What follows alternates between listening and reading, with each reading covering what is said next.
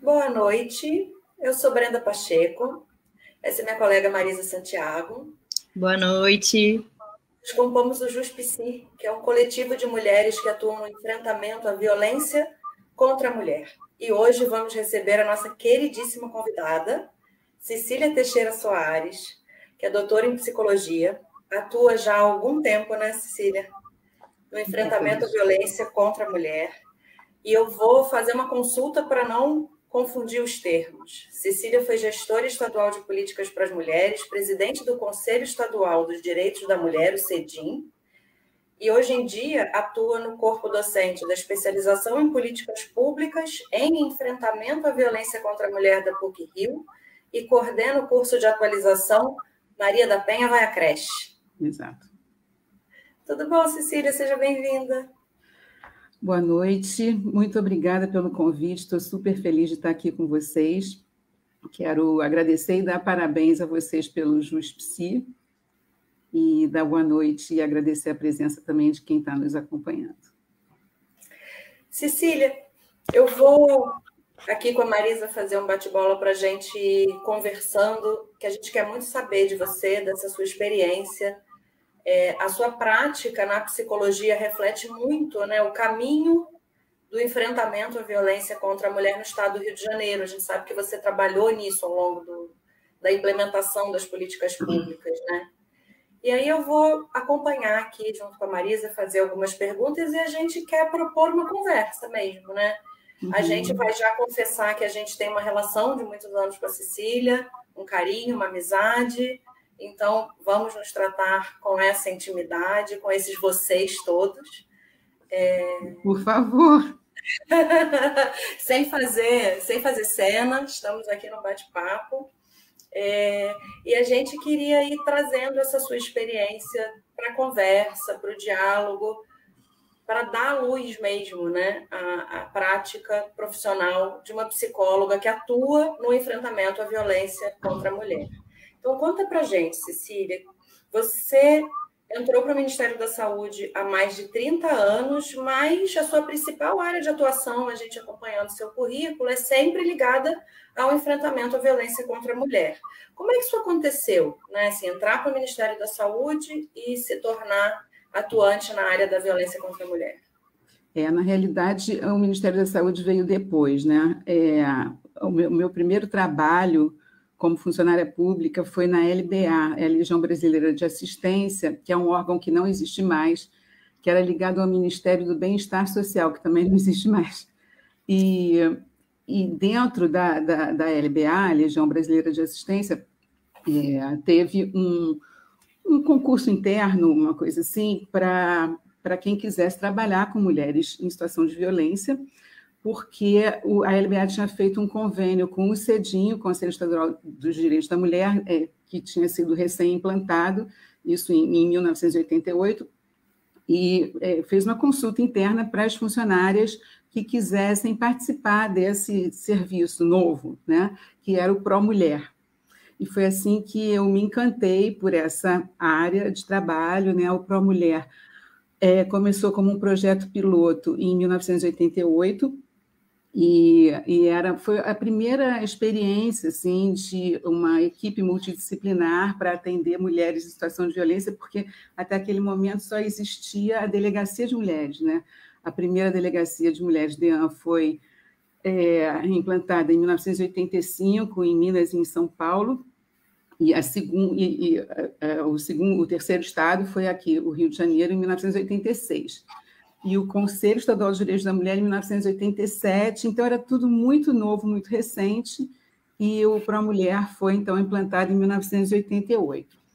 E a presidente do CEDIM era uma feminista, Branca Moreira Alves, e tinha uma outra feminista muito importante nessa história, a Rita Andréa, que eu sempre menciono, era uma socióloga, que fez parte do SOS Mulher. O SOS Mulher não sei se vocês conhecem, uma experiência muito bacana que foi implantada por feministas autônomas, eram grupos de feministas em algumas capitais, e aqui no Rio a Rita Andréa fazia parte, e elas atendiam, elas recebiam na casa delas, ou em algum espaço que não era nada institucionalizado, né, mulheres em situação de violência e faziam um acolhimento, e, paralelamente, elas lutavam para que o Estado assumisse, né, o seu dever de proteção às mulheres e de atendimento a essas mulheres.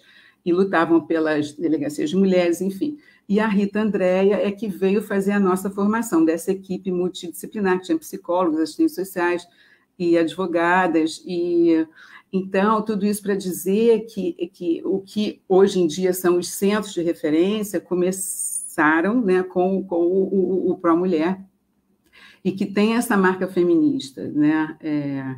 E foi também uma primeira experiência assim, de psicologia, né, nesse cenário, e que era não muito bem visto pelas feministas, né, porque existia um risco, né, de um entendimento de que se podia psicologizar as questões, né, questões que eram consideradas e queria se propagar a ideia de que eram questões sociais, culturais e não questões individuais, né? Ainda tinha isso bem separado. Hoje em dia a gente já tem uma ideia mais ampla, né? Mais holística. Até ainda tem uma dificuldade, né? A gente tem conversado muito sobre isso, essa dificuldade ainda da psicologia se ver nesse lugar do enfrentamento da violência contra a mulher, né? Acho que a coisa... Hoje em dia ainda tem, quer dizer, graças a nós, né? Nós, quando eu digo vocês junto, né? Que a gente estuda isso já tem um tempo, né? Vocês fizeram um doutorado também nessa área de gênero, né? Com a nossa querida Hebe, a Hebe Senhorini Gonçalves, que foi nossa orientadora aqui, que a gente precisa lembrar e agradecer a ela, né? Por esse encontro nosso, né? E ela orientou tantos trabalhos nessa questão de gênero e violências.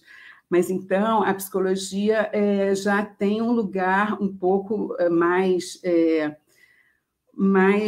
conquistado, né? Naquele tempo era uma coisa assim, muito radical, né? Tanto que a Rita, que se tornou minha amicíssima, minha grande mestra, ela dizia assim, vocês precisam se despir da psicologia, né?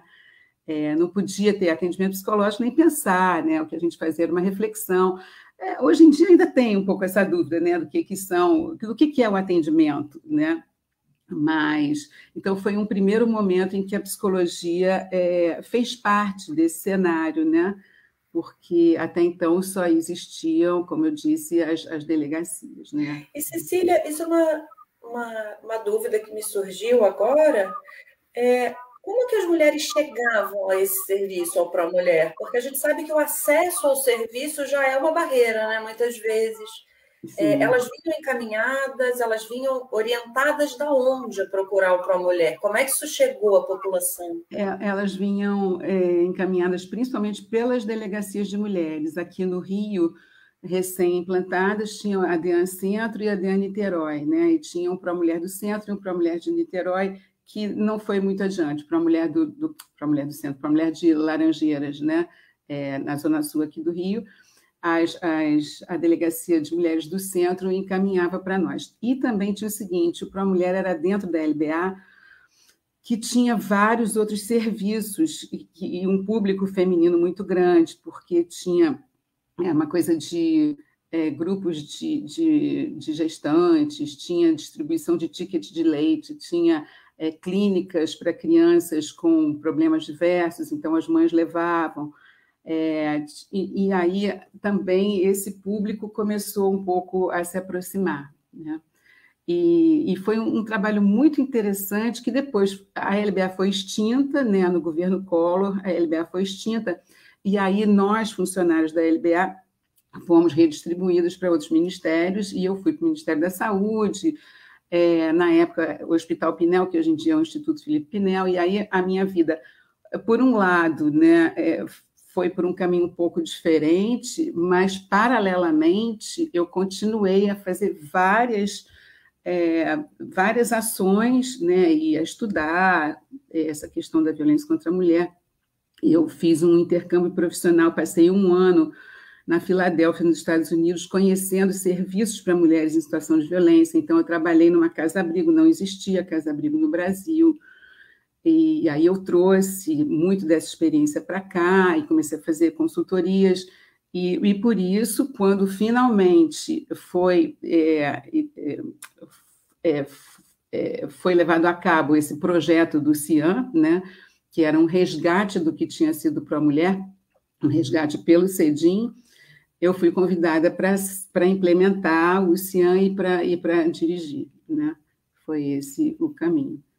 Cecília, e aí, já que você falou do Ministério da Saúde para o governo do Estado, né, para o Conselho Estadual dos Direitos da Mulher, que, embora fosse um conselho, o conselho não tem essa função executiva, né, o conselho existe para elaborar as políticas públicas, né, controle social, e não existia, na época, um lugar no executivo que executasse essas políticas, né? Não existia uma superintendência, uma secretaria, existia só o conselho. Então, eu fui cedida do Ministério da Saúde ao conselho para implantar e dirigir o CIAN. Isso que eu ia te perguntar, Cecília, sobre o CEDIM. Né? Como é que funcionava o CEDIM? Você foi para lá cedida, né? Eu fui para lá cedida. O CEDIM era um órgão estadual, um conselho, né, que tinha várias comissões, né, comissão de saúde, de educação, de trabalho e de violência. Né, em vez de se chamar de segurança, se chamava de violência. Então, tinha as conselheiras, né, que é 80% sociedade civil e 20% governo, e essas comissões funcionavam assim, realizando mesmo os trabalhos e as políticas públicas, né? E nessa comissão de violência, então, nessa área que ficou lá ligado o CIAN, o Centro Integrado de Atendimento à Mulher. E depois disso, muitos anos depois, começou no Brasil todo, né, começaram os organismos no Executivo de Políticas para as Mulheres. Então, o Conselho Nacional dos Direitos da Mulher, que executava, de alguma forma, as políticas para as mulheres, passou a ter também a Secretaria de Políticas para as Mulheres da Presidência da República, a SPM, com a ministra Nilceia. Aqui no Rio também, o primeiro órgão do Executivo foi uma subsecretaria, Ana Maria Hatch, depois foi uma superintendência, que fui eu, hoje em dia é uma subsecretaria de novo, mas, enfim, é essa configuração. E o CEDIM ainda existe, mas hoje em dia tem a função mesmo que um conselho deve ter, né? Que é de controle social, de proposta de políticas públicas e de acompanhamento da implementação das políticas públicas em articulação com os órgãos do Executivo. Eu falo muito, né? Não, não tem problema, a gente está aqui para te ouvir. Eu estava aqui lembrando, estava contando essa história, eu estava lembrando que você falou da Hebe, né, que foi nossa orientadora, com muita honra a gente teve essa super mulher na nossa vida, né, por coincidência, na vida de nós três, e foi ela que nos aproximou. E eu estava aqui me lembrando que tudo isso que você está contando hoje aqui para gente, você me contou quando eu era aluna da Hebe da graduação, na minha graduação. Olha só! Eu não sei se você vai lembrar isso, eu fui aluna da Hebe desde 2004, e em 2004 ela deu essa disciplina, né, de violência doméstica e familiar, e um dos temas era a violência contra a mulher. E você foi fazer uma fala nessa disciplina, e contando um pouco sobre essa tua experiência profissional, legal. E contando um pouco do CIAN. E eu lembro que na época eu fiquei super empolgada, assim, porque era um serviço super interessante, que não era, né, não era muito divulgado e difundido. A gente está falando de 2004, muito antes da Lei Maria da Penha, né, no momento em que não se falava tanto da violência contra a mulher, na mídia, nem nos estudos. O lugar da Hebe na UFRJ foi super inovador, né, de trazer essa disciplina. E você contou essa história lá em 2004. Bom, anos depois a gente veio a trabalhar junto também por conta da Hebe, tanto na parte acadêmica como na parte prática. E aí, eu vou emendar aqui, já que eu estou falando disso, e te perguntar um pouco do CIAN, né, que o Centro Integrado de Atendimento à Mulher, porque cada centro de referência tem um nome, né? Eu trabalhei num CRMM, Centro de Referência de Mulheres da Maré. Então, cada um tem um nome. Centro especializado também. Isso, e aí você você foi coordenadora e você implementou o CIAN aqui no Rio de Janeiro, né? Que é um projeto pioneiro, né, do enfrentamento à violência contra a mulher. A gente já tinha o Pró-Mulher, mas depois, assim, estruturalmente, assim, como um centro de referência mesmo, que depois veio a ser implementado em todo o Brasil, o CIAN foi o primeiro. Eu queria que você contasse um pouco da tua experiência nesse serviço, né? Que você estava tanto na parte de gestão, mas você estava na prática ali também, como psicóloga, né? Apesar da psicologia não ser bem vista, né, nesse momento, nesse lugar, já estava bem vista agora?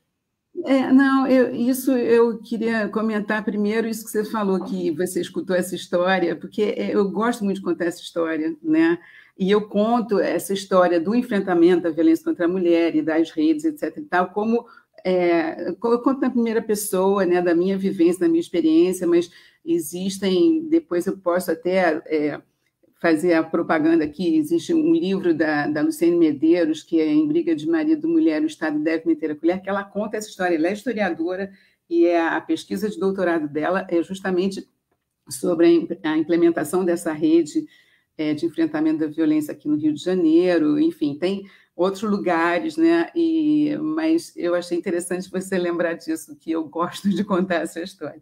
E o CIAN já existia aqui no Brasil e no Rio de Janeiro alguns serviços de atendimento a mulheres, nessa ideia já multidisciplinar, mas ainda muito pontuais e municipais, né? Tinha em São Gonçalo, CEON, tinha em Volta Redonda, a Casa da Mulher Berta Lutz, enfim, tinha em São Paulo também um serviço, mas era muito pontual. E o CIAN veio inovar por ser um serviço no âmbito estadual, né?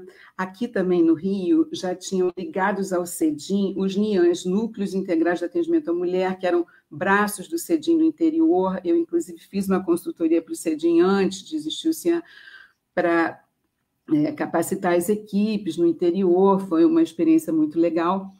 E, por conta disso tudo, eu fui convidada para implantar o CIAN e dirigir, né, o CIAN. E era um tempo assim, muito, muito rico, né, muito profícuo, porque teve muito investimento no CIAN, por ser o primeiro e por ser estadual, né? Teve muita propaganda e a gente tinha uma estrutura muito boa, a gente tinha uma equipe multidisciplinar com 3 profissionais de cada área, psicologia, serviço social e direito, mais administrativos. Isso foi em que ano, Cecília? Ano 2000, como um projeto piloto, né? Que aí eu saí do Hospital Pinel, saí do Ministério da Saúde, fui cedida ao governo do Estado, em 2000, para a gente organizar tudo, e em março de 2001, 8 de março de 2001, a gente inaugurou, né? E foi muito, muito legal, sabe? Porque a gente foi finalista de um prêmio Gestão Pública e Cidadania, que era um prêmio da Fundação Getúlio Vargas, Fundação Ford e BNDES, porque nós éramos o único serviço, a única instituição pública que trabalhava com gênero naquela época. Então, a gente foi uma das finalistas entre milhares de candidatos, assim, de concorrentes do Brasil inteiro, né? E a gente também teve, naquela época, a novela Mulheres Apaixonadas, que a personagem, agora está até revendo, da Raquel, está até o quê? Como é que é o nome? Reexibindo essa novela. Reprisando, nesse Vale a Pena Ver de Novo, e eu tenho lembrado dessa história, porque a Helena Ranaldi, que faz o papel da mulher em situação de violência, do cara da raquete, ela foi fazer o laboratório lá conosco. Então, ela participou do nosso grupo de reflexão com crachá mesmo, com o nome dela da personagem. Depois a gente foi com ela na Delegacia de Mulheres, enfim, para ela entender, né, como é que era essa questão toda. Mas tudo isso para mostrar para vocês como que essa questão da violência contra a mulher começou a ficar realmente uma questão mais falada, mais divulgada, mais importante. E foi também nos anos 2000, quer dizer, o CIAN foi um pouco pioneiro, mas já se começou a ter mais essa ideia mais ampliada da questão da violência contra a mulher, porque até então o que existiam eram as delegacias e as casas-abrigo, né? Então, com uma ideia, isso eu costumo muito falar da evolução dessa história, uma ideia da proteção da vida da mulher, de evitar que essa mulher fosse assassinada, né? Então, a questão era prender ou punir o agressor e proteger essa mulher num abrigo, esconder essa mulher, né? Nessa situação também, Cecília, a principal via de acesso das mulheres a esse serviço também é pelo encaminhamento das delegacias. Pois é, a gente aceitava também demanda espontânea, mas era muito mais da DEAN, principalmente a DEAN Centro, que era ali bem pertinho, né? Perto, né? Bem perto, lá na Praça Tiradentes, mas a gente aceitava também pessoas de todo o estado, né? E a gente tinha também o Disque Mulher, que era um atendimento telefônico, que às vezes a gente recebia ligações só para orientação, outras vezes as pessoas queriam saber o horário de funcionamento e aí iam até lá. Mas então começou a ficar mais divulgado. E depois da novela, então, e tinha muitas campanhas também, né? Campanhas do Conselho Nacional de Direitos da Mulher e campanhas aqui do CEDIM também. Tinha uma que era vários outdoors, que era uma mulher com um esparadrapo assim na boca, e dizia que o silêncio é cúmplice da violência, denuncie, a campanha Quem Ama Não Mata, né? Então, realmente foi muito mais divulgado, e principalmente a principal evolução que eu vejo é essa questão dessa ideia mais ampliada do que é a violência e o que é a vida sem violência, né? O direito à vida sem violência, não é o direito simplesmente a não morrer, né? E os centros de referência, os centros de atendimento começaram, então, a se multiplicar no Brasil todo, já com essa nova perspectiva. Porque eu vejo que tem uma atuação muito forte, né, Cecília, assim, e eu acho que a psicologia, ela vem muito afim com isso, né, de transformar uma ideia, né, de mudar uma ideia que atravessa mesmo o nosso tecido social, que atravessa a nossa cultura, que é um dado social, político, historicamente determinado, mas que constitui subjetividades, né? Então, ter um psicólogo atuando no grupo reflexivo, nos serviços, para pensar a constituição dessas ideias e para pensar alternativas, eu acho que é absolutamente fundamental, né? E aí você está contando como que essa inserção acontece. Exato. E muitas vezes a gente, quando planejou o Juspsi, você foi uma pessoa com quem a gente conversou muitas vezes sobre a necessidade de pensar isso na formação dos profissionais, né? Como é importante a gente entender como um psicólogo pode atuar nesse serviço, né? Que tem um aspecto formativo para o profissional, mas também para a opinião pública, né? Com certeza. Ter uma certa ideia do que é um viver nos direitos humanos, uma vida sem violência, o que é isso que a psicologia faz no enfrentamento à violência contra a mulher, lá na ponta, mas também no fomento à política pública, na exigência da política pública comprometida, né? Exato. E junto com essa questão da psicologia, vem essa ideia do atendimento multiprofissional, interprofissional, interdisciplinar, e justamente como a Rita Andréa dizia, assim, vocês têm que se despir da psicologia. Quem faz nos grupos de reflexão a reflexão sobre todas as questões sociais e culturais que atravessam, né, essa questão da violência, que não é uma questão individual, né, e como deve ser tratada essa questão para uma efetiva transformação, que não basta para isso punir o agressor e mandar a vítima para uma casa-abrigo, né? Toda a equipe faz isso, faz essa reflexão, tem esse entendimento, né?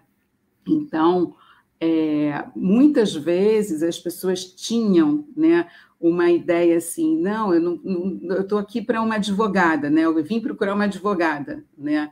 Ninguém chegava lá dizendo eu queria procurar uma psicóloga para refletir sobre a condição feminina, né? Chegava lá querendo uma advogada porque quer se separar, porque está com medo do marido, ou uma assistente social para ter uma questão lá mais objetiva para sair da situação de violência, né?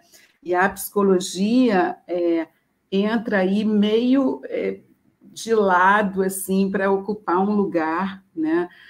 E existe também isso que eu falava antes, essa questão assim, de que essa reflexão, né, não é só a psicologia que faz, mas é, obviamente, uma questão psicológica, né? É uma questão psicológica num sentido mais amplo, né, da construção da subjetividade, não que esse seja um problema intrapsíquico daquela mulher, né? Mas é um espaço muito importante, e o CFP tem uma orientação para psicólogos que atendem mulheres em situação de violência, né? Cecília... Eu fiquei pensando...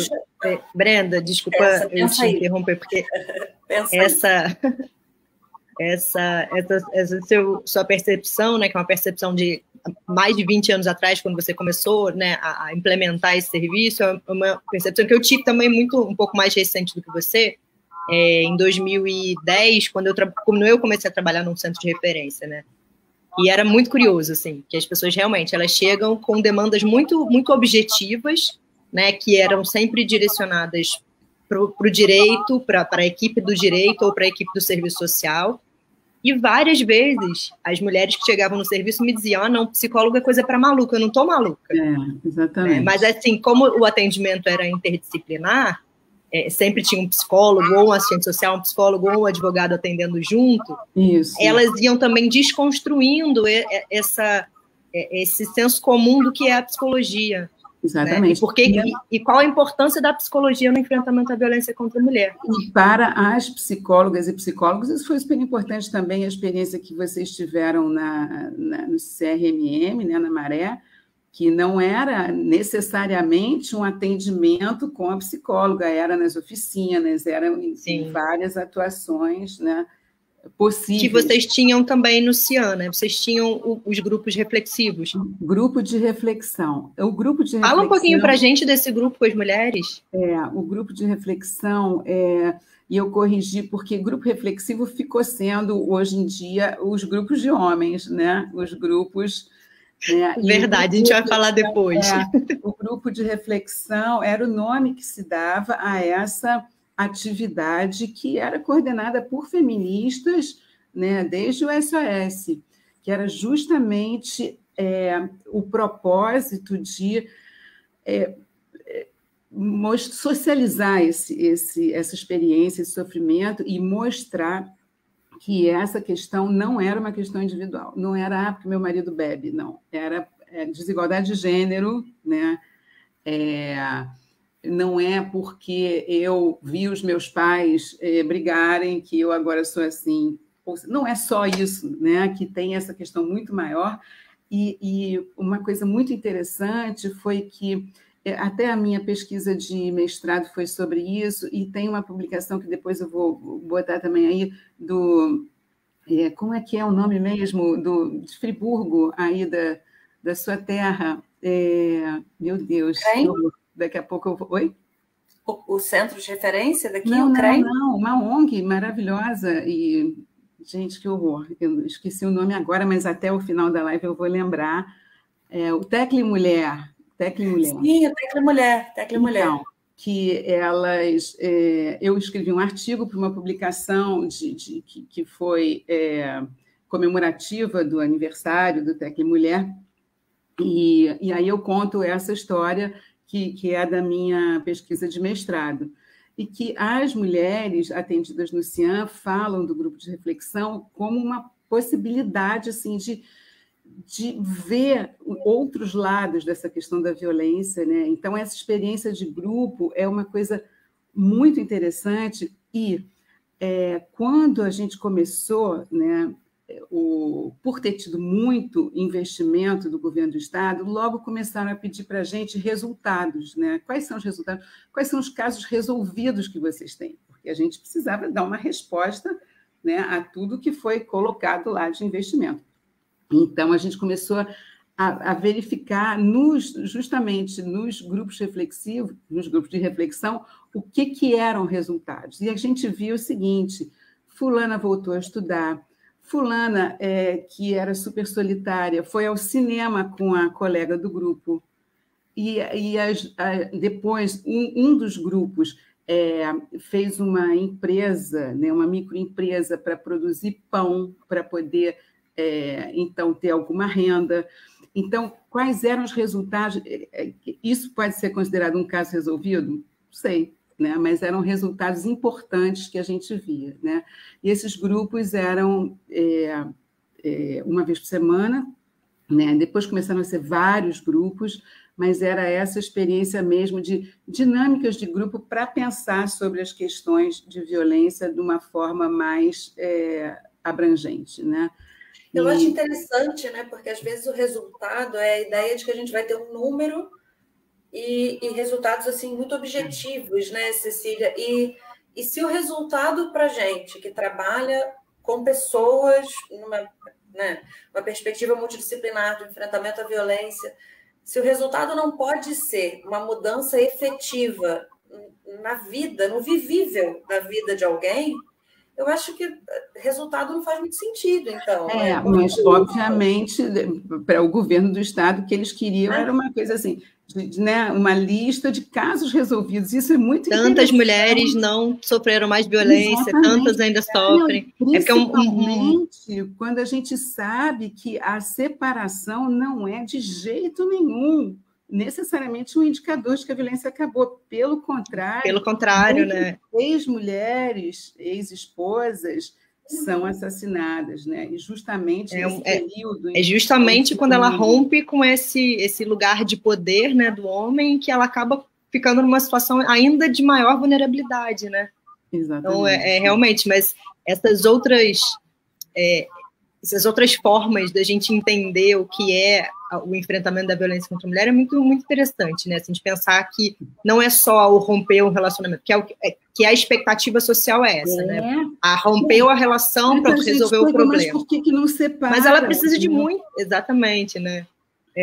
Por que a mulher continua nessa relação? Ela continua porque não tem emprego. Então, de repente, se ela entrou numa cooperativa para fazer pão e ela começou a ter o dinheiro dela, ela começou a perceber que, poxa, eu não preciso depender tanto desse cara. Então, assim, tem outras formas de você perceber que a violência está sendo, de certa forma, eliminada da vida dessa mulher, que não necessariamente o rompimento da relação, né? É muito interessante isso. E essa experiência de grupo é muito bacana e é muito potente. E é muito potente, né? Que é de herança feminista, né? E desde o SOS, depois para a mulher, e é muito bacana mesmo. Se juntar em grupo sempre fez parte do que fortalece as mulheres, né, Cecília? E é no coletivo. As mulheres sozinhas somos mais fracas. E isso vem muito, tem até na minha... tem uma foto linda que está na minha... A foto de capa do meu Facebook, que é aquelas mulheres com perna de pau, aquelas mulheres pernaltas, né? Que elas entram sempre na passeata do 8 de março, que juntas somos gigantes, né?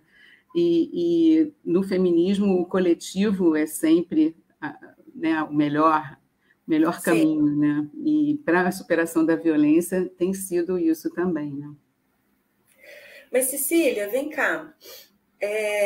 A Comissão Especial de Segurança da Mulher do Governo do Estado do Rio de Janeiro. Você pode especificar para a gente o que essa comissão faz, o que você fez nela desde 2001, muitos anos aí de trabalho nessa comissão em particular?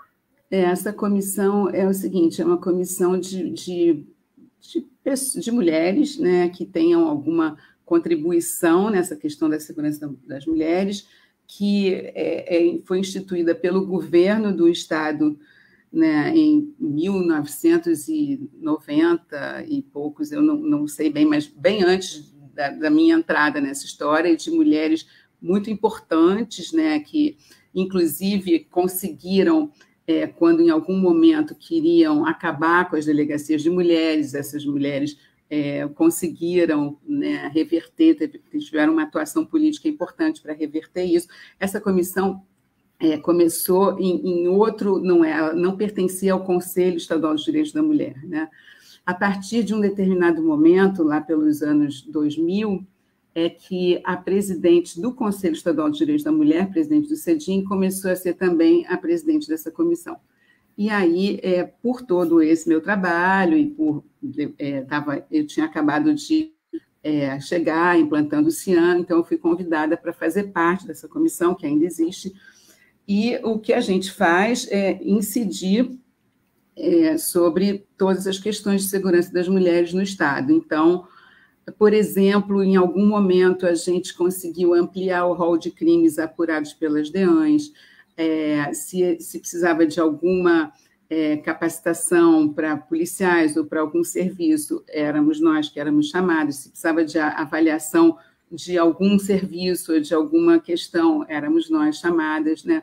Hoje em dia, a gente não tem atuado tanto, né? Mas é uma comissão muito importante, muito potente, que existe pessoas importantíssimas, e é uma super honra para mim fazer parte. Por exemplo, a Nair Jane, que tem aparecido muito, porque ela foi a primeira presidenta do Sindicato das Empregadas Domésticas, né? E até agora está se comemorando a PEC das domésticas e tudo, ela faz parte dessa comissão. A Leila Linhares Bastard, que é uma pessoa importantíssima nessa área, né, ela é sócia fundadora da CEPIA, que é uma das ONGs que compôs o consórcio de ONGs que fez a Lei Maria da Penha, né? Hoje em dia está a juíza Adriana Ramos de Mello, que foi quem implementou o primeiro juizado aqui no Rio, enfim. Então, a gente discute, quando tem casos super complicados de violência, também acabam chegando lá para nós. Então, essa comissão faz parte do Conselho Estadual de Direitos da Mulher, e é isso, mais ou menos, o que a gente faz, né? Você falou de uma coisa que eu acho que é super importante, que é a questão da formação dos profissionais, né? Vocês, pela comissão, vocês eram chamadas para dar essas capacitações. Também, né? Para quais serviços? Tipo, polícia? Para novos serviços que queriam inaugurar, né? Por exemplo, outros centros de atendimento, né? Uhum. Para a polícia, a gente fez muitos cursos para a polícia. Importante, né? Capacitar os policiais. Assim. Importantíssimo, e a gente conseguiu também, né? É mais incidência política do que propriamente a gente ir lá arregaçar a manga e a gente fazer. Eu já fiz muitas capacitações para policiais por ser da comissão, mas não através da comissão, principalmente como consultora da própria CEPIA, né? A gente fez, e depois que a gente conseguiu que esses cursos, né? Que essas disciplinas, essas questões de violência contra a mulher, gênero, etc., entrassem no currículo das academias de polícia, e aí já não é mais conosco. De vez em quando a gente é chamada para alguma coisa ou outra. Por exemplo, um tempo que estava tendo muitas questões de violência contra mulheres policiais militares, a gente foi chamada também para atuar, né? Agora, essa questão da formação é importantíssima, né? E eu sempre grata à formação que eu tive, né? Também me preocupo muito com a formação de pessoas para compor essas equipes, para trabalhar nesses serviços, né? Principalmente nos centros de atendimento a mulheres, né? Porque hoje em dia a gente tem toda uma rede, tem vários serviços, mas eu digo sempre, né, que são os centros de referência, centros especializados de atendimento, os serviços onde a mulher pode ser escutada na sua integralidade, né? Porque na saúde ela vai tratar de um corpo ferido, na polícia e no juizado ela vai tratar de um crime que ela sofreu, mas é a função do centro de referência poder ter esse olhar mais global, né? E justamente atuar para que essa mulher possa transformar as suas relações e a sua vida nesse sentido, né? São serviços fundamentais, né? Eu sou suspeita porque eu também já estive nestes serviços e de fato, assim, eu me lembro que quando eu comecei a trabalhar no centro de referência, eu não tinha nenhum tipo de formação na área de gênero, eu tinha tido essa disciplina da EB, que foi uma disciplina no meio da graduação, uma disciplina meio perdida no meio da graduação, antes da Lei Maria da Penha, ou seja, as coisas funcionavam um pouco diferente, né? E depois, em 2006, tem então a Lei Maria da Penha. Em 2010, eu começo a trabalhar num centro de referência e caio de paraquedas, assim. Eu lembro o quanto para mim foi sofrido estar nesse lugar sem saber o que eu tinha que fazer, porque eu era a única psicóloga, não existiam outras, quer dizer, já tinham existido outras psicólogas no serviço que saíram antes da minha entrada, então quando eu entrei eu não tinha nem com quem conversar, com quem trocar, para tentar entender que lugar era esse da psicologia naquele serviço, que não era o lugar tradicional da psicologia, da clínica, da escuta de longa duração, era uma escuta pontual, dirigida. Então, até entender que psicologia era essa que a gente fazia nesse lugar, que a gente podia fazer nesse lugar, custou, assim. Eu acho que vocês duas acompanharam o meu sofrimento, porque eu compartilhava com vocês e com a Eva esse sofrimento. Isso é super importante, e não só para a psicologia, eu acho que para todas as profissões que compõem essa equipe multidisciplinar, né, para todo mundo que trabalha com isso. E a gente fez, por exemplo, um curso de extensão quando eu fui cedida para a UFRJ, né? Eu fiquei na UFRJ de 2012 a 2022, até o ano passado. E a gente fez curso de extensão para a saúde, né? Na realidade, acabou sendo para todos, né, que quisessem, mas era mais voltado para a área de saúde, porque eu trabalhava num hospital da UFRJ, o ESFA, e era o cuidado integral na atenção a mulheres em situação de violência, porque é difícil para todo mundo, né? Para todo mundo que vai trabalhar com isso, tem dificuldade de ver o que é para fazer, e dificuldade de entender que aquela mulher está ali por conta de um monte de questões sociais e culturais que a colocaram naquele lugar, e para ela romper com isso, né, um monte de coisas têm que ser vistas e têm que ser mudadas, né? Não é alguma coisa que tem algum remédio para dar e acabou, né? Então, essas formações, essas capacitações são super importantes mesmo. Essa mudança... Vai, Brenda. Vai? Porque tem uma atuação profissional, como você falou, né, que é uma atuação profissional integral, que vê a mulher no seu todo, né? E a própria ideia de separar um indivíduo, né, na sua internalidade, na sua subjetividade,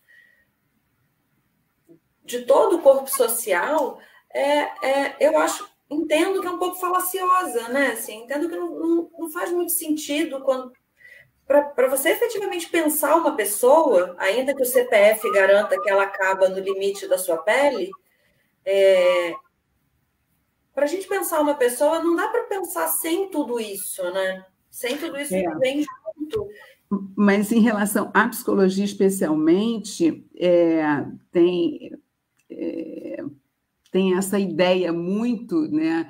O desafio de sair dessa coisa que é alguma coisa intrapsíquica, alguma coisa da história de vida individual daquela mulher. Agora colado no cérebro, está no cérebro, né? Agora está colando no cérebro. Exatamente. Eu ouço isso dos meus pacientes, esse meu cérebro... Fico pensando, coitado do cérebro, está tomando a culpa agora, né? Imagina. E seria a culpa já esteve em tantos lugares. Se fosse o cérebro, né? O culpado é o cérebro, seria bem mais fácil de mudar, né? E a psicologia feminista veio muito nesse sentido, né?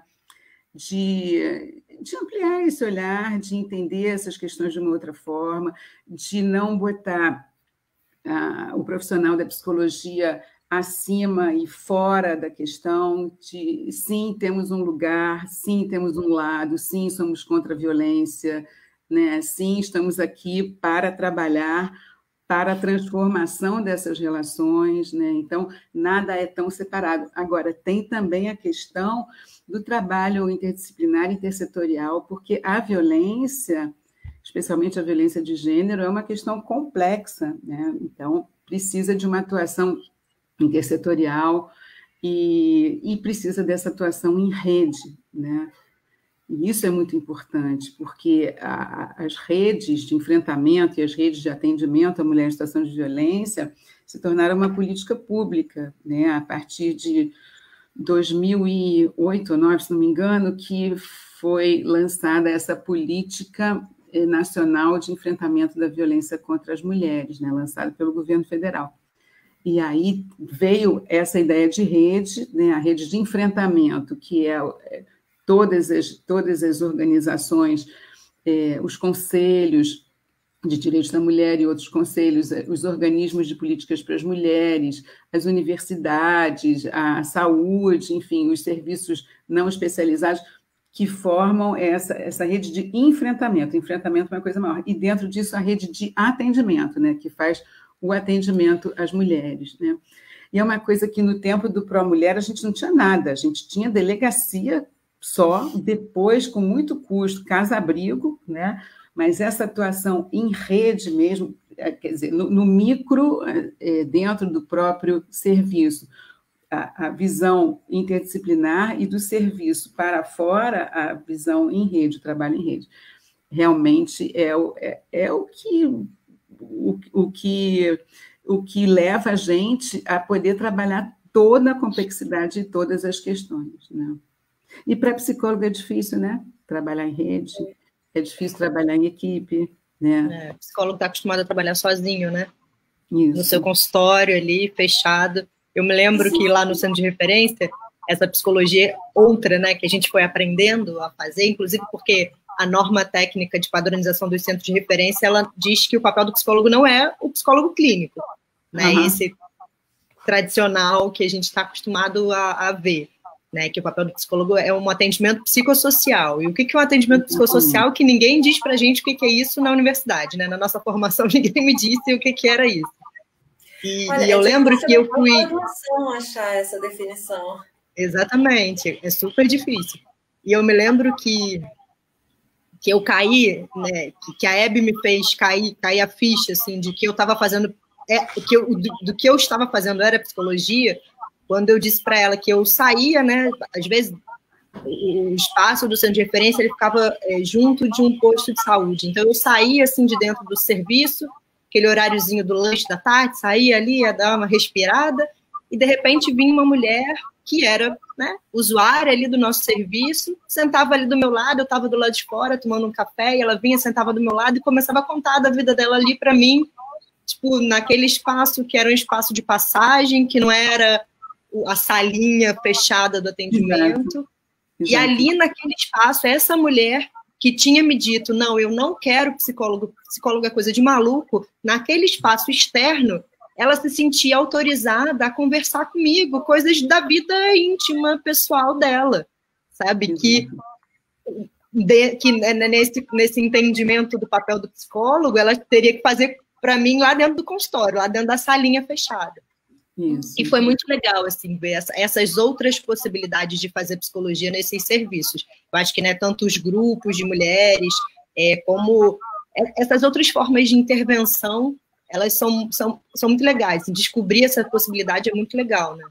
Você acompanhou, assim, toda essa trajetória de como foi pensar esses serviços, como foi construir esses serviços, do que era psicologia. Antes não podia ser psicologia, depois tinha psicologia, como é que é psicologia, como é que foi essa transformação, né? Mas hoje em dia a gente tem mais essa ideia da clínica ampliada, né? Que é uma coisa ampliada mesmo, né? Nas questões de saúde mental, né? Vem muito com a reforma também, né, Cecília?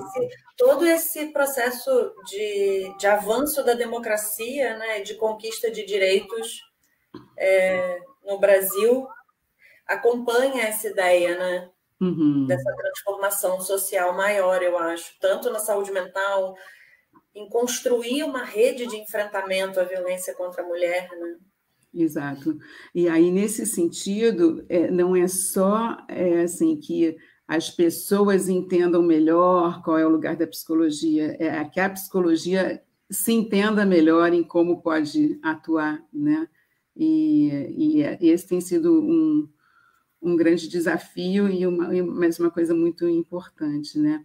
E eu já vi, aparece de vez em quando aqui umas frases, eu já vi que a Ana Paula Augusto, que é a aluna do curso lá de especialização em políticas de enfrentamento da violência da PUC, ela comentou algumas coisas que eu sou péssima, gente, para ler enquanto falo, enquanto Mas, enfim, ela é sair da clínica propriamente está considerar.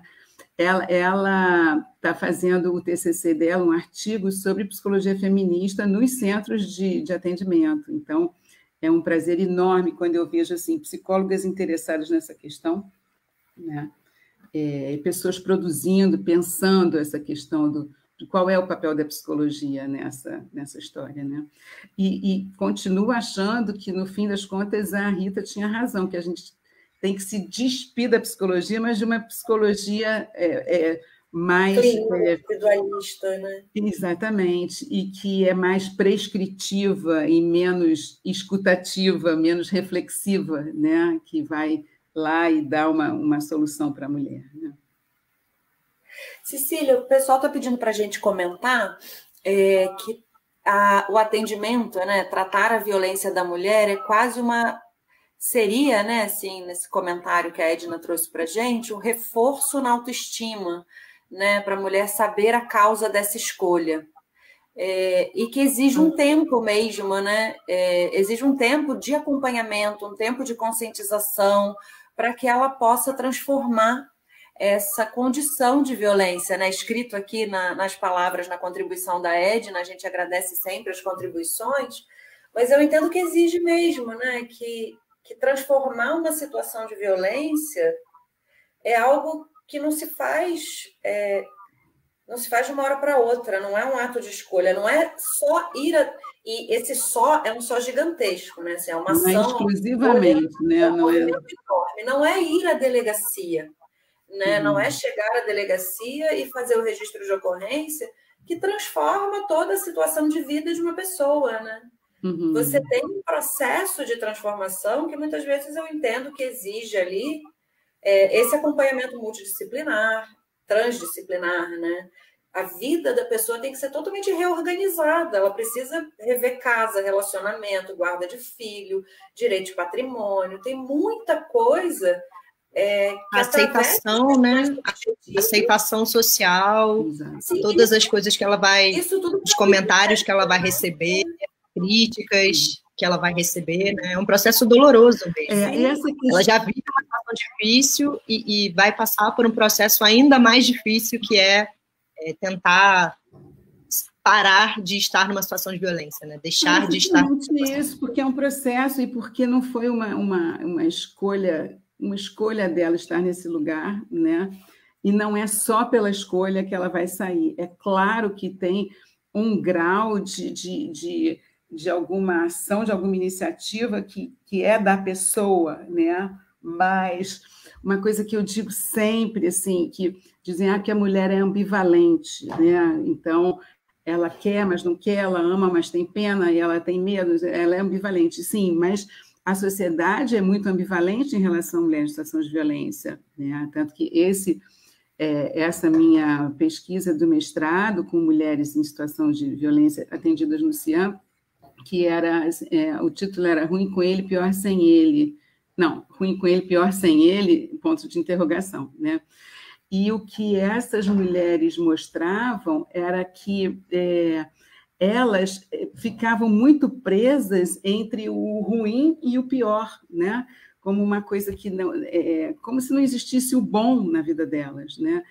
E a própria sociedade, né, que dizia assim, essa mulher não sai, a mulher de malandro, é masoquista, ela não sai da relação... Quando ela sai da relação, também vai dizer que ela é uma desnaturada, que abandonou família, porque o papel da mulher, o lugar da mulher na sociedade é o lugar de cuidadora, de mantenedora da família, de responsável pelo bem-estar de tudo, e é um lugar assim, que valoriza uma mulher, é o sacrifício que ela faz pelos filhos, pela família. Então, no momento que ela diz, não quero sacrifício nenhum, eu quero ir embora, eu preciso ir embora, tá ruim para mim isso, eu preciso transformar isso, também como ela é apedrejada. Então, eu acho que a gente pode mudar um pouco esse olhar, né, do que é. Obviamente, a gente tem que escutar essa mulher e ela tem suas ambivalências, sim, mas a gente precisa dar essa volta de olhar também outras questões que estão impedindo ela de sair, né? De como a sociedade não respeita e não valoriza uma mulher que é sozinha. Então, a mulher sem homem, muitas vezes, ela está com um homem que protege ela. Uma mulher sem homem é uma mulher que qualquer homem pode agredir, né? Então, se ela tem aquele homem que a agride, mas a protege.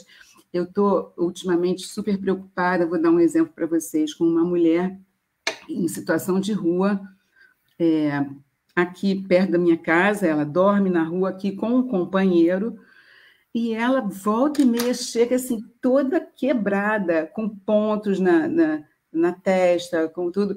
E ela já falou várias vezes, assim, já encaminhei ela para tudo quanto é lugar, já preparei o Cian Chiquinha Gonzaga, falando, olha, ela vai procurar, já fiz mapinha de como é que é para chegar, dei o dinheiro da passagem e tudo mais, e ela não foi ainda porque ela está escolhendo ficar morando na rua com esse cara. Não, ela tem medo de morrer. Ela não tem para onde ir. E ela vende de bala, né? Aí outro dia eu falei para ela, porque vai lá, procura assistente social, ela vai conversar com você, vai ver uma solução. De repente, se você não tiver para onde ir, vai para uma casa-abrigo. Porque ela falou, porque ele pode me matar se eu fizer isso. Eu falei, não, a casa-abrigo é um lugar sigiloso. Ela falou assim, mas eu não vou poder vender os meus doces? O que eu vou fazer? E realmente, entendeu? Você ir para uma casa-abrigo, quantas mulheres são criticadas porque, não, ela não quer ir para abrigo. Gente, ir para abrigo, imagina que coisa horrível, né? Você tem que ficar escondida. E muitas mulheres falam, não, mas então é isso, ele fica solto e eu vou presa, né? Como se o abrigo fosse uma prisão. Então, tem muitas questões, né, que a gente precisa pensar, inclusive, nos serviços e nas soluções que a gente está oferecendo para essas mulheres, né? Que não é nada fácil sair dessa situação. Cecília, e você teve, seguindo assim, um pouco por essa história do enfrentamento, você teve nos últimos 10 anos...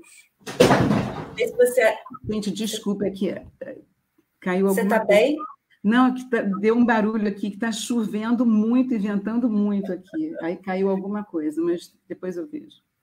Uma janela que bateu, alguma coisa que aconteceu. Isso.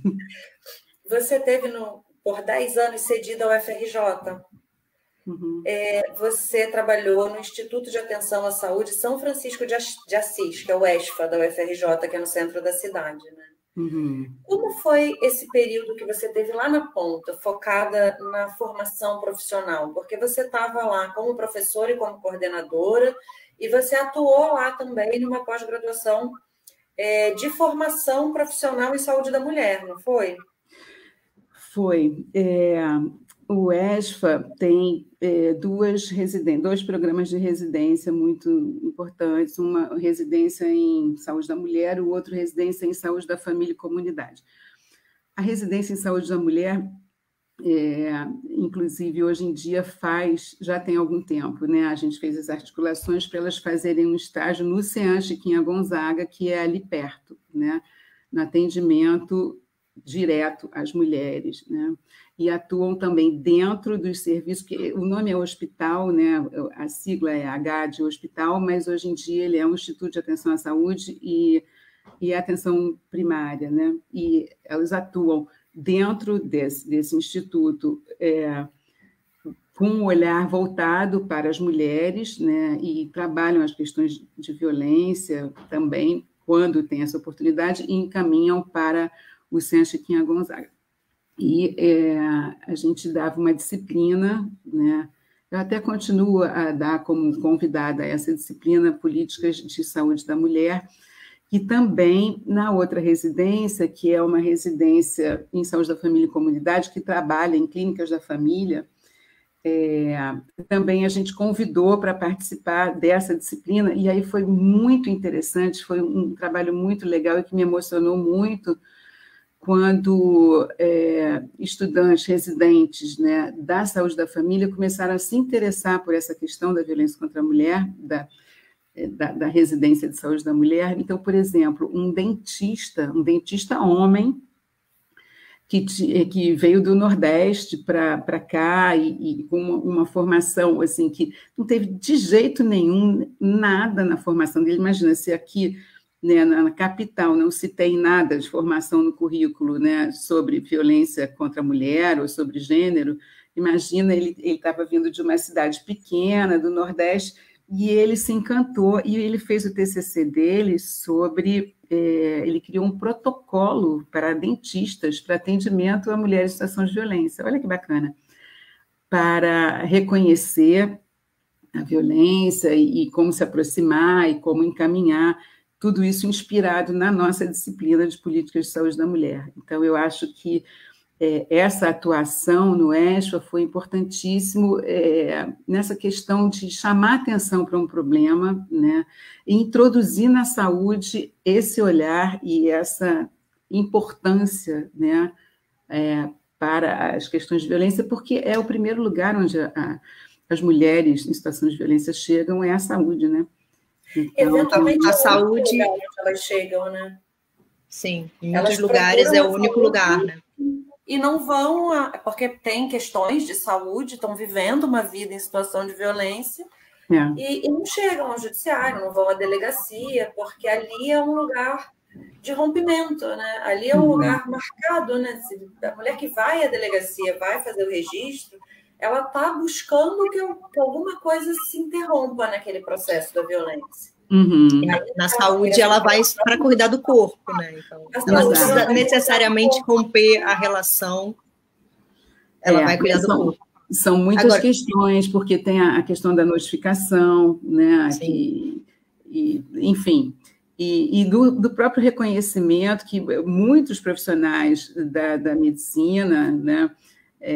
E da saúde mais ampla, não só da medicina, por não saberem o que fazer com isso, então preferem não escutar, né? Não cuidam ver. Ali da ponta do iceberg, que é a ferida, o que está aparente, exatamente, mas o que causou a violência, isso eu ia comentar exatamente isso, como esse lugar da saúde sempre foi um lugar muito pontual no enfrentamento da violência, né? Geralmente relacionado à questão da violência sexual, né? Da questão do aborto depois de uma situação de estupro, né? Então, a violência para a saúde sempre teve muito relacionada com a questão da violência sexual ou a violência física, né? Então, trata desses sintomas, do que é possível fazer, mas o que está causando essa violência, a área da saúde acaba não pensando, não refletindo sobre isso e no que ela pode fazer, né?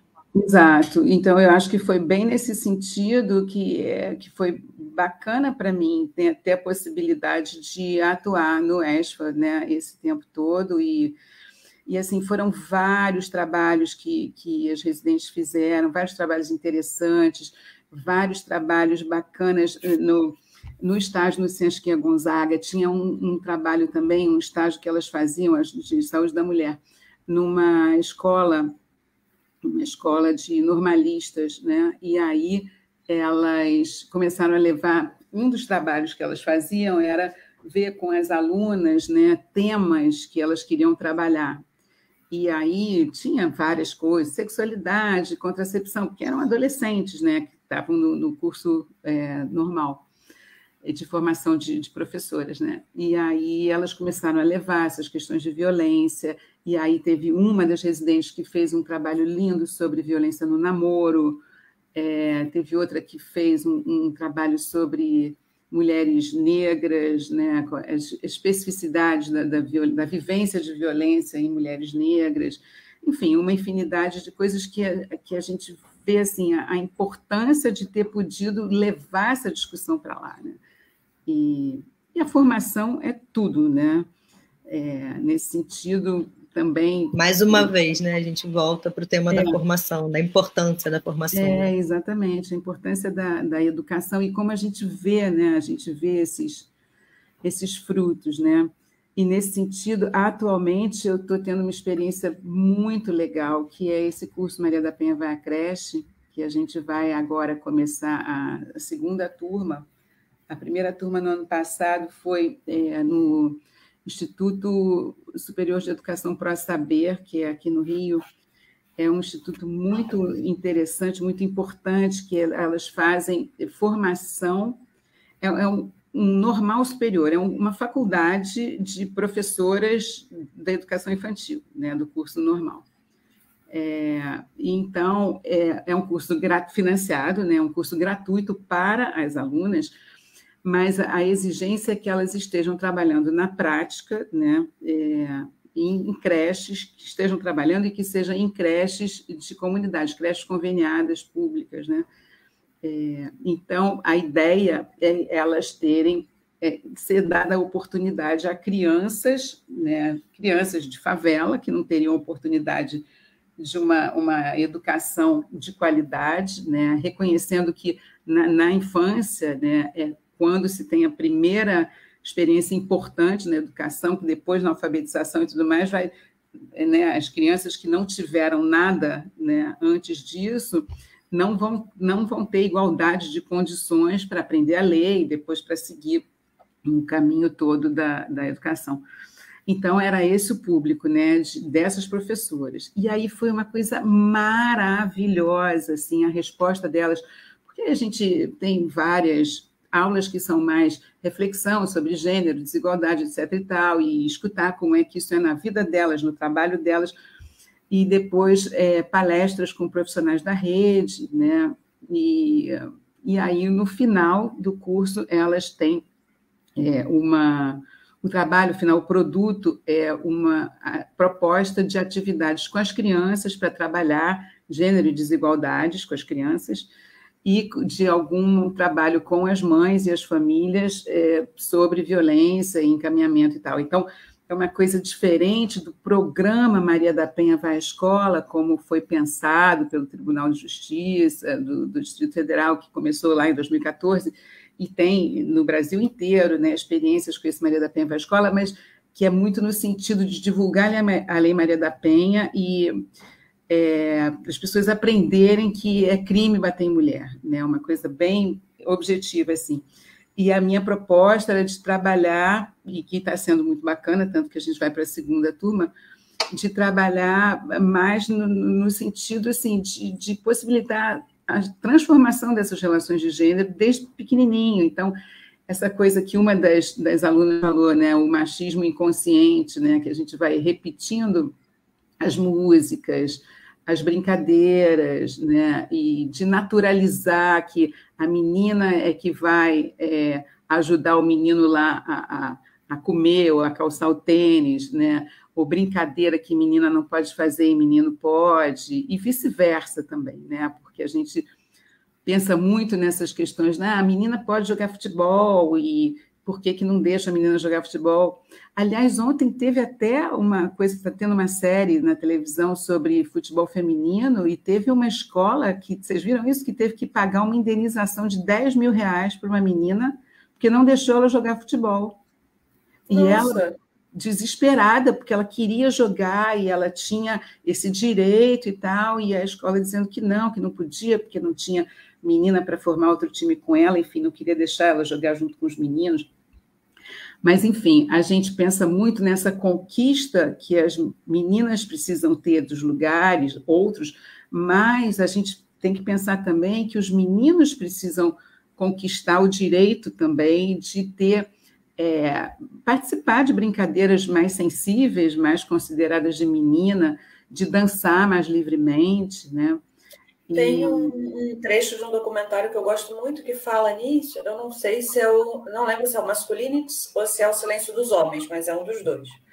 E relata, assim, né, acompanha, né, os meninos bem pequenininhos, todas as crianças têm um comportamento afetivo muito parecido, de expressividade, né, dessa coisa de expressar o comportamento, a agressividade, o afeto. E ali, por volta de uns 5, 6 anos, os meninos param de se abraçar, param de se tocar. Eles são ensinados que não pode demonstrar afeto na direção de outro garoto. E que na direção das meninas é só para namorar, também não pode ter amiga, não pode ser carinhoso, não pode ser afetivo. Que é o que a Bel chama de educação afetiva, né? Que é muito triste, produz tanto sofrimento na vida dos homens e na vida das mulheres, na vida da sociedade como um todo. Claro. Né? Essas inibições, esses incentivos e essas inibições, né? Não, com certeza, com certeza, claro, e aí você forma o menino assim, olha isso, de não, tocar em menina é só se for namorar. Gente, o toque, o carinho, né? Isso não pode, né? E expressões mais femininas também, que geralmente são expressões justamente de coisas mais sensíveis, né? Os homens são proibidos desde muito pequenininhos, né? Então, nesse sentido, esse curso é muito bacana, porque vai mais além dessa ideia assim, de que homem... Tem até umas campanhas que mostram homens bonitos, famosos, atores, artistas, com cartaz assim, homem de verdade não bate em mulher, né? E, gente, a gente tem que ultrapassar essa ideia, primeiro, assim, poder oferecer outra forma de ser homem de verdade para esses meninos, né? E outra coisa é de ultrapassar essa ideia de que o fim da violência contra a mulher depende de homens que não batam, a coisa é muito maior, muito mais ampla, né? Então, essa oportunidade de trabalhar com as professoras que vão lidar com esses meninos, né, e essas meninas, e que lidam também com as mães dessas crianças. Então, só vou contar um dos trabalhos que foi super lindo do ano passado, o trabalho final, foi uma dramatização que um grupo fez de uma brincadeira de roda, aquela linda rosa juvenil, que o menino quis ser a rosa, e quem era a rosa fica no centro da roda, todo mundo quer, né?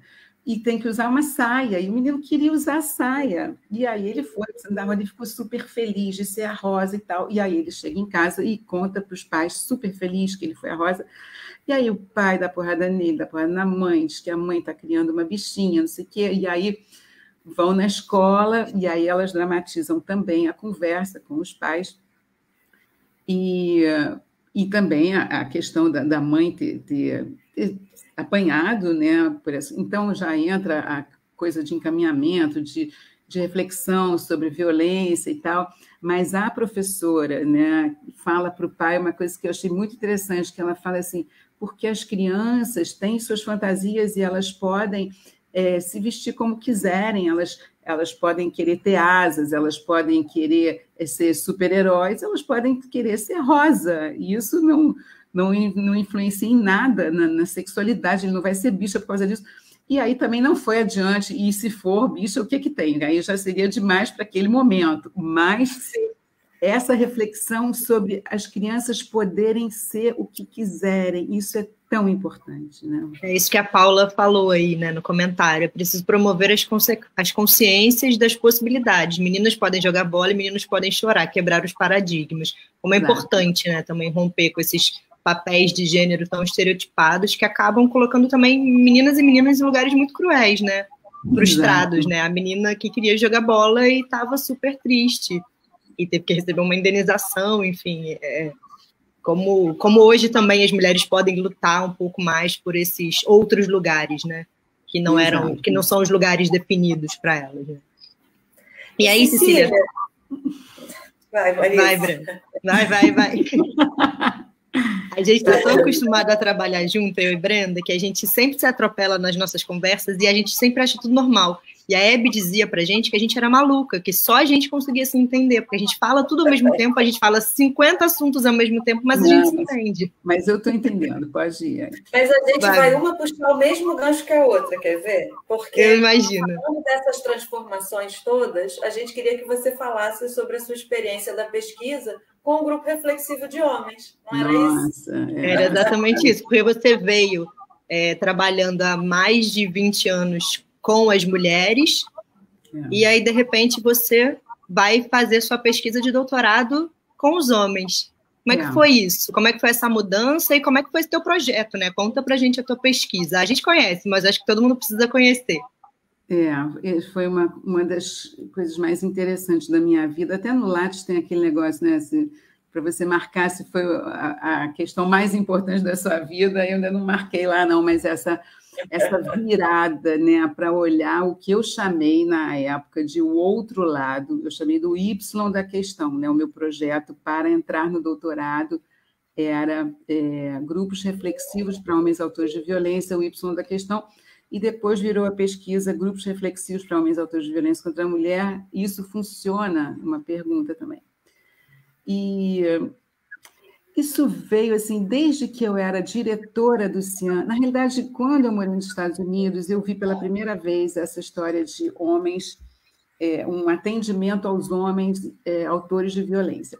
Só que era uma coisa bem comportamental e ensinavam aos homens exercícios e truques para se controlar. Então, você está com vontade de bater nela, então sai e dá uma volta no quarteirão correndo, respira.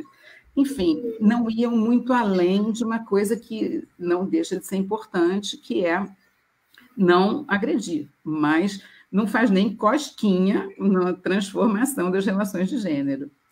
Então, isso já tinha uma pulgazinha atrás da orelha. E quando eu era diretora do CIAN, paralelamente, tinha o Instituto NOUS, que é uma ONG muito importante, né, nessas questões de gênero e psicologia, que estava começando a fazer grupos de homens, fazia nos juizados. Na época não era a Lei Maria da Penha, era a Lei 9.099, que, enfim, tinha penas e medidas alternativas, e uma das coisas que o NOUS estava implantando era essa questão dos homens, grupos para homens.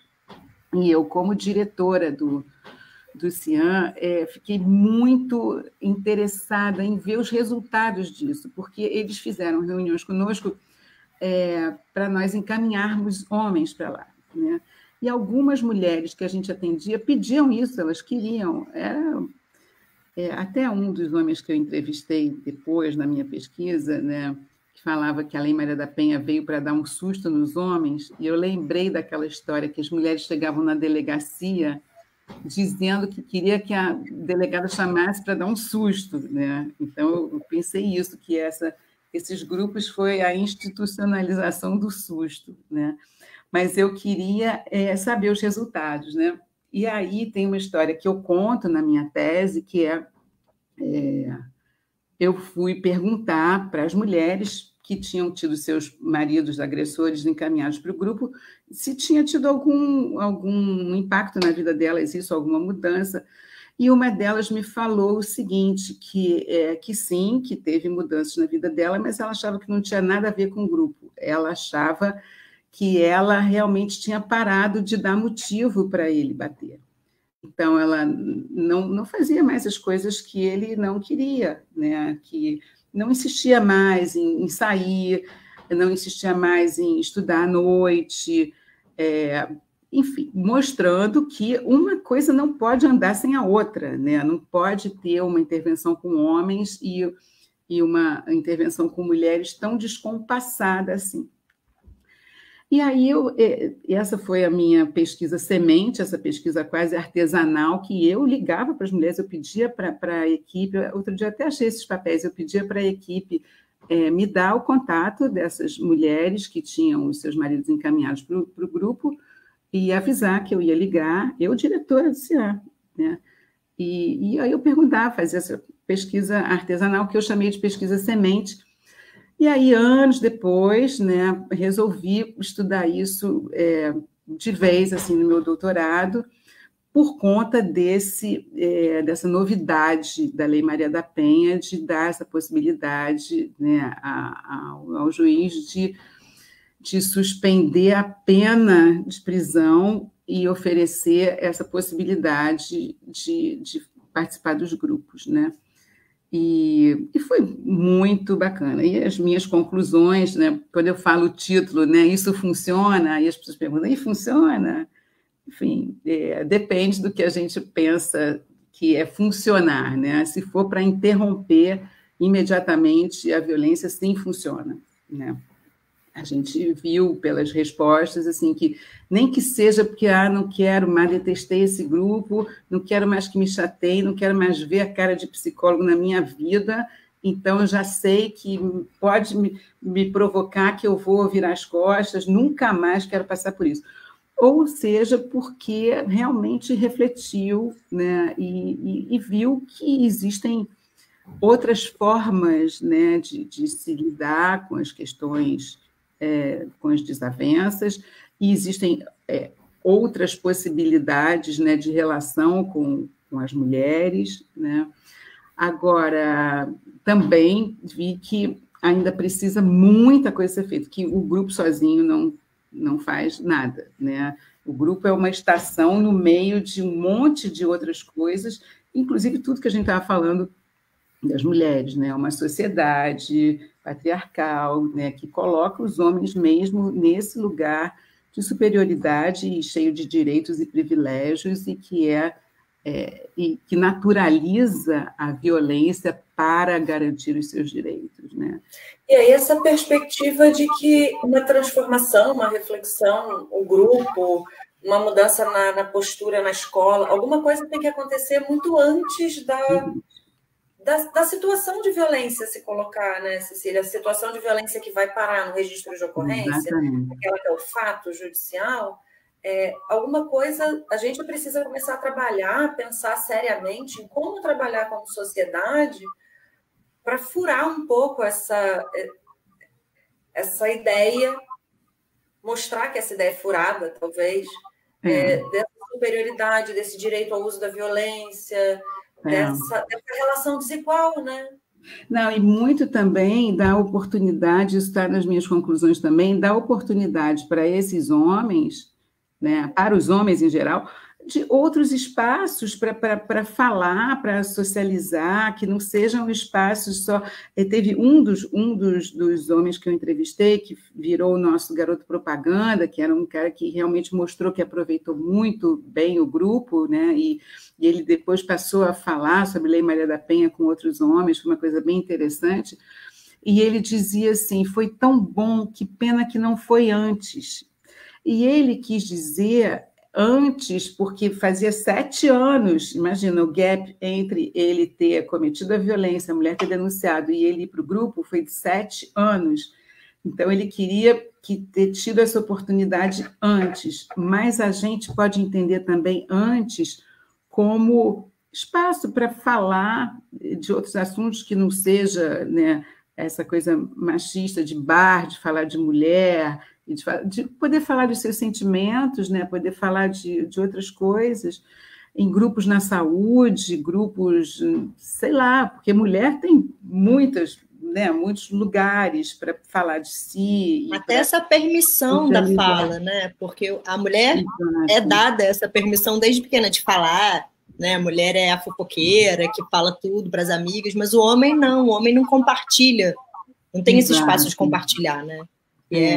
Eu acho que uma coisa que a Bell Hooks fala é da importância da gente incluir os homens na discussão do feminismo em si, na discussão da violência contra a mulher. Se a gente não inclui eles, a gente fica só enxugando gelo. Se a gente só fortalece as mulheres, a gente só informa as mulheres, se a gente só dá esse espaço de reflexão para as mulheres, os homens vão continuar agindo da mesma forma que a gente condena, né? Então, é importante incluir eles. Mas essa é uma controvérsia, vocês sabem, né? É uma controvérsia entre as feministas e muitas acham, quer dizer, tem muitos pontos de tensão ainda, né? De se achar que não cabe a nós estudar isso ou fazer isso, que tudo bem, tem que ser feito, mas não cabe a nós. Não cabe como punição, né? Então não deveria estar na Lei Maria da Penha. Então tem uma série de questões que eu discuto também na minha tese, mas hoje em dia eu acho que sim, que cabe a nós psicólogas, que cabe a nós feministas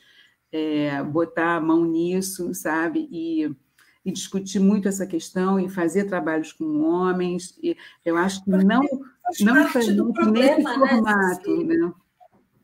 Não é responsabilidade das mulheres resolverem, mas a gente que trabalha com isso não pode, eu entendo, né, assim, que a gente não, depois que você vai lá, que você olha, que você trabalha com um grupo, que você pesquisa, entender essa dinâmica e entender como produzir uma mudança nessa dinâmica é intervir no problema da violência, né? Sim. Mas é também a ponta do iceberg, entendeu? Eu entendo essa crítica que é como se fosse assim, homens, então vai dar a volta no quarteirão, vai respirar fundo, não apenas, né? Produzir uma transformação nisso também, né? Exatamente. Pensar isso. Mas eu acho que é muito dar o pontapé inicial para essa reflexão, né? E para essa questão de abrir possibilidades para outras formas de ser homem, né? Outras formas de ser mulher, que não só vítima, outras formas de ser homem, que não só agressor. E isso realmente não depende só de um grupo reflexivo com, sei lá, 6 encontros, de jeito nenhum. Então, outras questões a serem trabalhadas com os homens, justamente o que eu estou tentando fazer desde meninos, né, com esse projeto Maria da Penha Vai à Creche, que agora a gente ampliou, não é só a creche, Maria da Penha Vai à Escola, porque a gente incluiu a educação infantil e o ensino fundamental 1, né, então para crianças um pouquinho mais velhas, e depois a gente vai ampliar para né, o infinito, mas a questão de trabalhar primeiro com as crianças eu achei bem legal e estou muito esperançosa, porque eu acho que é alguma mudança mais profunda o que a gente quer, né? Não basta a aplicação do artigo 8º da Lei Maria da Penha, né? Que eu tenho levantado a bandeira desse artigo com unhas e dentes ultimamente. Queridíssimo artigo 8º. Ele é o melhor artigo da lei. Eu acho que se ele fosse aplicado, o problema da violência já teria sido mil vezes resolvido. O artigo 8º, fala aí o que é o artigo 8º fala justamente da questão da educação continuada dos profissionais, de uma mudança curricular para a inclusão da discussão da violência contra a mulher, de uma educação não sexista, em todas as esferas da educação, desde a creche, né, como a Cecília está fazendo, até a graduação, pós-graduação, a importância da formação, a importância de pensar o problema antes dele acontecer, né, de enfrentar a violência antes que ela aconteça, trazer para a sociedade, refletir socialmente com a sociedade de forma geral que a violência é um problema e que a gente precisa resolver esse problema, né? De que forma que a gente faz isso? Educação, né? Educação em todos os níveis. Né? Então, eu acho que é o artigo mais bonito, assim, eu tenho gostado muito dele. É isso aí. Brenda, para a gente não se atropelar, quem vai fazer a última pergunta? Você. Eu? Então tá. Sim. Bom, já estamos aqui quase com 1h30 de live, que a gente combinou com a Cecília, que seria mais ou menos esse tempo. E a conversa tá boa, mas vamos aos finalmente. Assim. Eu acho que a gente queria um pouco saber dessa história da Cecília, porque eu acho que a história profissional da Cecília, profissional e acadêmica da Cecília, se confunde um pouco com o enfrentamento da violência contra a mulher no Rio de Janeiro. Né? Ela apesar dela ser muito... não gostar tanto dos elogios, a gente precisa fazer esses elogios, né? Porque a Cecília é, sim, uma representante, uma pessoa extremamente importante no combate à violência aqui no Rio de Janeiro. Não tem como pensar esse enfrentamento sem pensar na Cecília, né? No trajeto profissional dela. E não tem como, Cecília, a gente tem que falar que sua vida, sua profissão, sua trajetória profissional... eu já estava procurando aqui aquelas reações para botar um coração, mas aqui não é o Zoom, não tem um coração para botar aqui para você.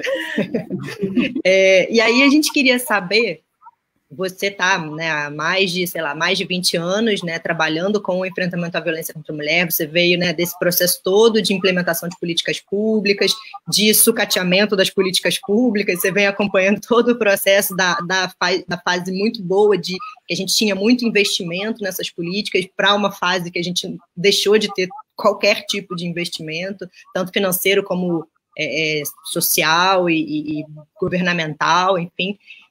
E aí a gente está chegando agora em agosto, né, a Lei Maria da Penha já vai completar 17 anos, né, quase maioridade, e a gente queria saber, na sua opinião, depois de toda a tua trajetória profissional, o que ainda precisa ser feito e o que a gente pode considerar como vitória da Lei Maria da Penha no que diz respeito ao enfrentamento da violência. Então, esses dois polos, né, o que ainda falta e o que foi, assim, puxa... Isso foi um grande sucesso da lei, essa inovação da lei foi um grande sucesso. O que você acha, assim, os dois polos, assim? Bom, eu falei isso outro dia numa outra situação, né, de um balanço sobre a lei, né, eu acho que o principal... Bom, primeiro é o seguinte, eu vivi muito mais tempo sem a Lei Maria da Penha do que com a Lei Maria da Penha, né? E tive que atuar sem ela. Então, eu acho muito interessante quando algumas pessoas pensam, por exemplo, que a rede surgiu com a Lei Maria da Penha, que os serviços surgiram com a Lei Maria da Penha, né? Que antes da Lei Maria da Penha não existia vida, né? Existia, né? No tempo lá do Pró-Mulher, que não existia nada, igual aquela casa muito engraçada, não tinha teto, não tinha nada, não tinha rede, porque não tinha parede para sustentar essa rede. Então, eu vivi muito tempo assim, e batalhando para essas questões todas, inclusive batalhando pela Lei Maria da Penha. Então, eu acho assim, que um enorme avanço que a Lei Maria da Penha trouxe foi desnaturalizar a violência contra a mulher, né? As mesmas pessoas que pensam que a Maria da Penha que trouxe a rede, que trouxe Cian, que trouxe... Né? Também já nasceram num momento em que não é normal que mulher apanhe. E a gente vê um número de denúncias aumentar, e a gente vê notícias de violência contra a mulher e campanhas e tudo mais. E isso realmente foi um grande mérito da Lei Maria da Penha, né? E tudo isso, né, de nomear a violência contra a mulher como violência patrimonial, violência psicológica, trazer essa questão, ampliar essa ideia de que a violência não é só física, né? A violência é também nessas outras formas todas, a Lei Maria da Penha nomeou. Então, realmente foi um enorme avanço. Essa própria questão de como lidar com os homens agressores, né? Os homens autores de violência, também foi uma coisa muito importante. Enfim, muitas questões mesmo muito importantes. Agora, o que eu acho que ainda falta é exatamente isso que eu acabei invertendo, falei muito tempo disso, né? De ações mais de prevenção, mais uso do artigo 8º, ações mais de prevenção, ações mais de mudança mesmo, né? De mudança estrutural, de mudança nas relações, e que a própria lei prevê, né? Mas a Lei Maria da Penha ficou conhecida como a lei que prende os homens, né? Então, eu acho que é um desafio que a própria lei se mostre mais como a lei que tem no seu artigo 8º essa questão da educação, da cultura, da transformação cultural e das campanhas, e da possibilidade de romper com esse modelo hegemônico de masculinidade que é violenta, né, e que possa promover outras formas de ser homem, outras masculinidades mais saudáveis. Eu acho que isso ainda falta. Estamos trabalhando, mas ainda falta, né? Mas, no cômputo geral, realmente foi uma lei muito bem-vinda e muito importante, né? Que bom que está fazendo 17 anos. Já faz 18, se tornará maior de idade. Eu acho interessante que a Lei Maria da Penha completando 18 anos, a gente vai ter uma geração de pessoas entrando na maioridade, tendo nascido no vigor da Lei Maria da Penha. Não tem mais isso. Porque quando eu era criança não tinha. Tem. Agora, todo mundo que era criança e que está se tornando adulto poderá dizer que no meu país sempre houve, no tempo de minha vida, uma Lei Maria da Penha. Viu que coisa boa? Não é? Gente, então, só para encerrar mesmo, eu sei que a gente teve hora até 8h30, mas só para contar uma historinha, já que você falou isso das crianças, né, que ouvem sobre a Lei Maria da Penha desde pequenos, eu conto essa história na minha tese, e eu acho que é bem ilustrativa, que é o seguinte, numa festinha de criança, o recreador fez lá umas espadinhas com bolas, né, e estavam meninos e meninas brincando de bater brigar com as espadinhas, e aí um menino bateu na cabeça da menina com a espadinha, obviamente não machucou, que era uma espadinha feita de uma coisa macia, e aí chegou um menino para ele e falou: você está maluco? Você não sabe que não pode bater em mulher? Você não conhece a Lei Maria da Penha? Você pode ser preso. E aí as crianças todas começaram a correr com medo da Maria da Penha, com medo da polícia, e aí virou uma grande coisa. E é muito interessante, eu uso essa historinha na minha tese justamente para falar isso, assim, de o que nós queremos dos futuros homens, né? Do que nós queremos dos meninos, o que nós queremos dos homens adultos, é que não batam em mulher porque é crime, que não batam em mulher porque a polícia pode vir prender, né? Que foi a brincadeira lá. E é claro que não pode bater, então que seja pela punição, mas como a gente quer coisas muito maiores e transformações muito maiores do que simplesmente que os homens tenham medo da Lei Maria da Penha, né? Então, eu acho que é essa transformação que a gente busca, seja com o curso Maria da Penha vai à creche, seja com a formação de profissionais da psicologia, do serviço social, do direito, da pedagogia e tudo mais, para atuar nessas situações, né, de violência, seja como for, né, mas que a gente mude essa realidade, né? E é isso que eu acho. Cecília, querida, vou chamar de querida porque é querida mesmo.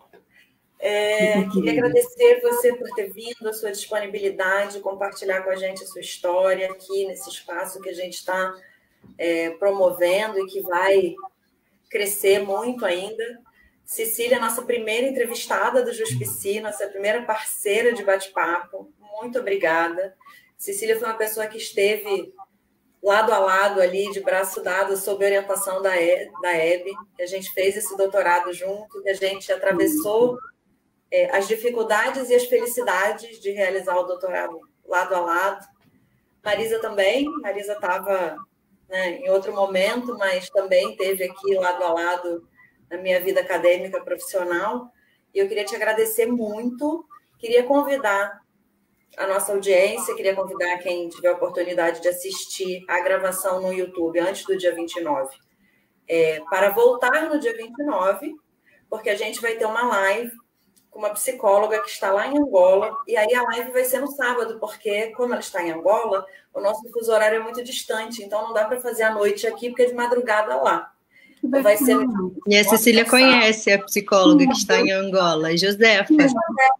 Que maravilha, que legal. Ela veio conversar com a gente no dia 29, a Josefa trabalhou com você na pesquisa, né, do doutorado. Sim, maravilhosa, né? Josefa. Que legal, eu venho no dia 29, com certeza.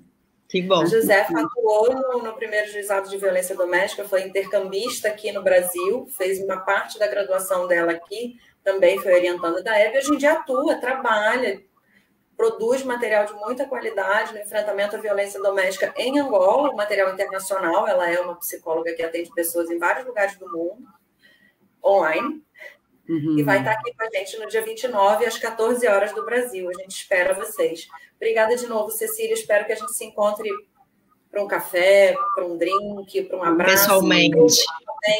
Em breve. Com certeza. Beijo, meninas. Agradecer também. Deixa eu só falar rapidamente que eu fiquei de Fica à vontade. Eu não sei colocar no chat ali, mas o nome do livro, né? Que é a violência. A gente botou já. Do Tecli Mulher, não. Vocês botaram da Luciene. Ah, tá. Já está divulgado da Luciene e o link para o livro dela. Mas aí tem o Tecli Mulher, que é onde está o meu artigo sobre essa pesquisa do mestrado. Excelente. E é a violência contra as mulheres na perspectiva da segunda década do século XXI, experiências e desafios. Aí é só procurar Tecli Mulher, né, que é uma ONG maravilhosa, Laura Muri, o pessoal todo de Friburgo, e eu não queria deixar de... Fiquei procurando aqui, porque realmente a minha memória deu uma falhada numa hora que não podia, né? Então, é isso, eu super agradeço a oportunidade, o convite, vocês estão de parabéns pelo Juspsi, e estarei aqui na plateia no dia 29. Obrigada, Cecília, super obrigada pela sua participação, pela sua presença, e receba os elogios, porque eles são super de coração. Um prazer sempre trocar com você as coisas boas e as coisas ruins. Obrigada. Um beijo, meninas. Beijão, obrigada. Tchau, tchau. Tchau, tchau. Tchau.